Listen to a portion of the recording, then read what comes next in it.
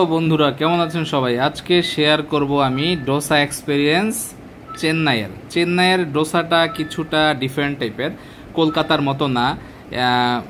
কারণ হলো যেটা ওরা যেই মশলাগুলো দেয় বা যেই রসদগুলো দেয় সেগুলো অনেক ভিন্নতা আছে। আমরা এখানে একজন মহিলাকে দেখতে পাচ্ছি, সে ডোসা বানাচ্ছে। এখানে কলকাতায় যেমন ডোসাতে তেল দেয়, কিছু কিছু জায়গায় তেল দেয় না, এখানে সবগুলাতেই তেল দেয়।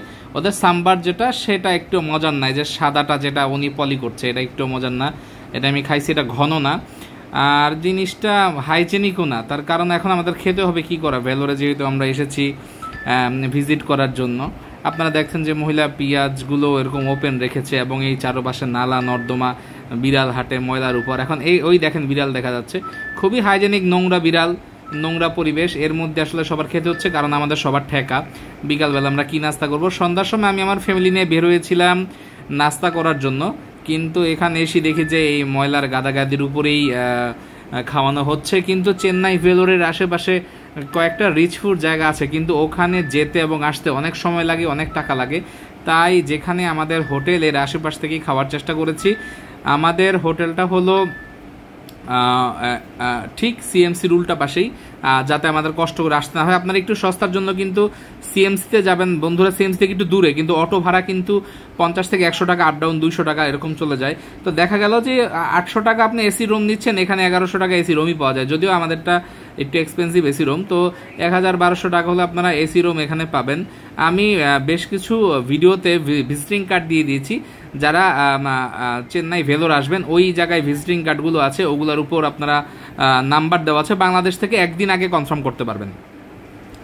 আপনারা দেখতে পাচ্ছেন এখানে কিভাবে বানাচ্ছে,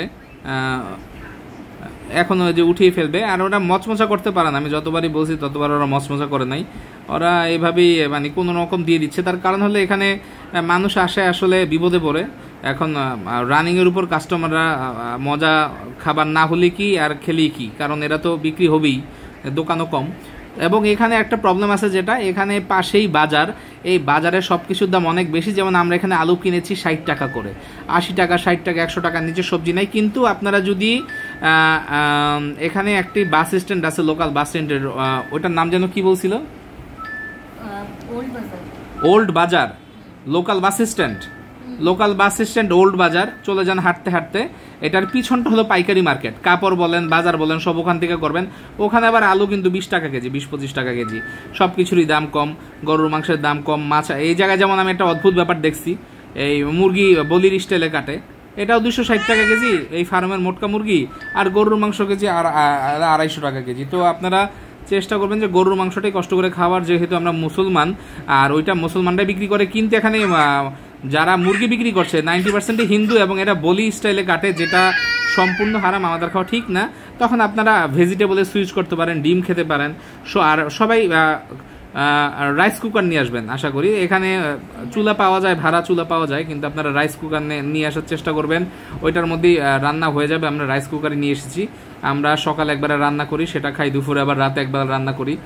তো এইভাবেই রান্না করে খাওয়া হচ্ছে, কারণ এখানকার খাবারের টেস্টটা কলকাতার মতো না। কলকাতার খাবারও তো মুখে দেওয়া যায় না, কিন্তু কিছুটা খাওয়া যায়। তো এই জায়গার খাবারের টেস্ট আমাদের সাথে মিলে না, কি দানাদার বিচি জাতীয় জিনিস দেয়, দাঁতে লাগলে খুব খারাপ লাগে। তো আপনারা দেখতে পাচ্ছেন এলাকা ভিত্তিক এটা একটা ডোসার দোকান, আমি আমার পরিবার নিয়ে এসেছি খেতে। তো মোটামুটি টেস্ট ছিল, খুব যে ভালো টেস্ট এটা বলা যাবে না, মোটামুটি টেস্ট ছিল।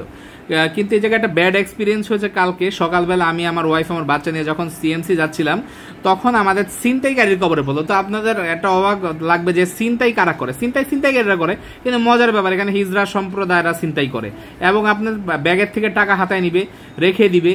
এবং এরা বিভিন্ন ধরনের অস্ত্রে সুসজ্জিত হয়ে থাকে, যেমন ব্লেড, চাকু, এই ধরনের। তো হিজড়া দেখলেই উল্টা দিকে দৌড় দিবেন, আশা করি। আমি দিতে পারি নাই, বাণিজ্যদের ভয়ে, বউ বাচ্চা ছিল সাথে। যদি একা থাকতাম তাহলে ওদের ভালো জবাব দেওয়া হতো।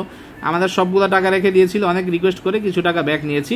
আশেপাশের লোকজন কিছু বলে নাই, তার কারণ এরা বলবে কি, এদেরকে পুলিশও এদেরকে মানে সাইড দিয়ে চলে। তার কারণ হলো হয়তো এটা একটা কোনো সমস্যা, বা তৃতীয় লিঙ্গের যে আধিপত্য বাংলাদেশও বিস্তার করে। আপনারা জানেন বাংলাদেশের তৃতীয় লিঙ্গেরও অনেক আধিপত্য বিস্তার করে, এবং এই আধিপত্য বিস্তারের মাধ্যমে তারা বিভিন্ন মানুষকে হ্যারাসমেন্ট করে, ছিনতাই করে, চাঁদাবাজি করে। কি ভালো তো আছে, সব জায়গায় ভালো খারাপ আছে, আমাদের দেশেও ভালো খারাপ আছে, খারাপের সংখ্যা বেশি, আর এখানে সবটাই খারাপ। এখানে এমন কোন হিজড়া দেখলাম না ভালো, সবাই ছিনতাইকারী, এবং তারা বাংলাদেশের মানুষকে টার্গেট করে, যারা এখানে পেশেন্ট হিসেবে আসছে, যারা এখানে মেহমান হিসেবে আসবে, তাদের টার্গেট হলো বাংলাদেশের মেহমানের টাকা পয়সা লুট করা এবং বাংলাদেশের পেশেন্টদের টাকা হাতায় নেওয়া, এবং তাদের কোনো ফিলিংস নাই এতে, এবং তারা খুবই হিংস্র। আপনারা যখন ভ্যালোর সিএমসিতে আসবেন, যদি কখনো কোনো গলির মাথায় বা ভিতরে বা চিপা চাপা হিজড়া দেখেন, ওই গলিতে ঢুকবেন না, এবং রাত্র 8টা-9টার পর একটু দূরে কোথাও যাবেন না। ওরা বিভিন্ন চিপা চাপা অন্ধকার গলি টলির মুখে ওরা একদম অস্ত্রে সুসজ্জিত হয়ে থাকে। একমাত্র বাঙালি যারা আমরা সাধারণ মানুষ এখানে ট্রিটমেন্টের জন্য আসছি, কারণ আমাদের কাছে লিকুইড মানি থাকে, আমাদের কাছে টাকা থাকে। আমাদের যেমন বিকাশ বাংলাদেশে, এখানে হলো পেটিএম। ইন্ডিয়ানদের সাথে পারে না, কারণ তারা টাকা নিয়ে ঘুরে না, সব জায়গায় পেটিএম মারে। আপনি ওই যে